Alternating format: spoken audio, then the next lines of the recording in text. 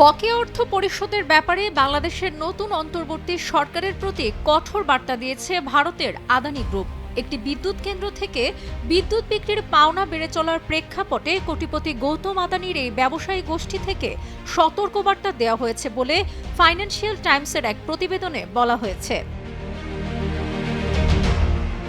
Financial টাইমসের ওই প্রতিবেদনের বরাতে ভারতীয় গণমাধ্যম ইকোনমিক টাইমস জানিয়েছে, ভারতের ঝাড়খণ্ডের ১৬০০ মেগাওয়াটের গড্ডা কেন্দ্র থেকে বিদ্যুৎ ক্রয় বাবদ আদানির কাছে বাংলাদেশের বকেয়া ৫০০ মিলিয়ন বা ৫০ কোটি ডলার হয়েছে। এই পরিস্থিতিকে আদানি গোষ্ঠী টেকসই নয় বলে বর্ণনা করেছে।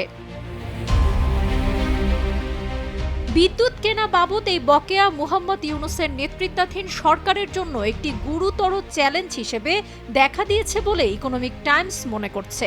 গত মাসে শেখ হাসিনার সরকারকে হটিয়ে অন্তর্বর্তী সরকার ক্ষমতা নেয়। আদানির কেন্দ্র থেকে বিদ্যুৎ কেনা সহ শেখ হাসিনার আমলে করা বিভিন্ন ব্যয়বহুল অবকাঠামো চুক্তির সমালোচনা করেছে নতুন সরকার। ফাইন্যান্সিয়াল টাইমসের কাছে পাঠানো এক বিবৃতিতে আদানি পাওয়ার বলেছে যে আর্থিক চাপ সত্ত্বেও তারা বাংলাদেশে বিদ্যুতের নির্ভরযোগ্য সরবরাহ বজায় রাখতে প্রতিশ্রুতিবদ্ধ।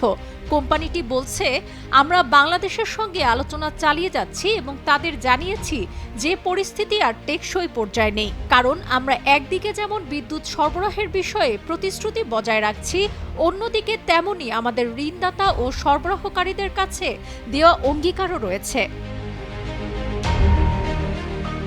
অর্থ পরিশোধের এই দায় বাংলাদেশের সার্বিক জ্বালানি সংকটেরই একটি অংশ।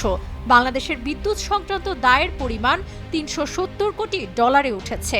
জ্বালানি উপদেষ্টা ফৌজুল কবির খান ফাইন্যান্সিয়াল টাইমসকে বলেছেন, আদানি বাংলাদেশের কাছে ৮০ কোটি ডলার পায়, তার মধ্যে ৪৯ কোটি ২০ লাখ ডলার পরিশোধ বিলম্বিত হয়েছে। প্রতিবেদনে বলা হয়, অন্তর্বর্তী সরকার এখন বিশ্ব ব্যাংক সহ অন্যান্য আন্তর্জাতিক ঋণদাতার কাছে অর্থ সাহায্য চাইছে। এর উদ্দেশ্য হল অর্থনীতি স্থিতিশীল করা।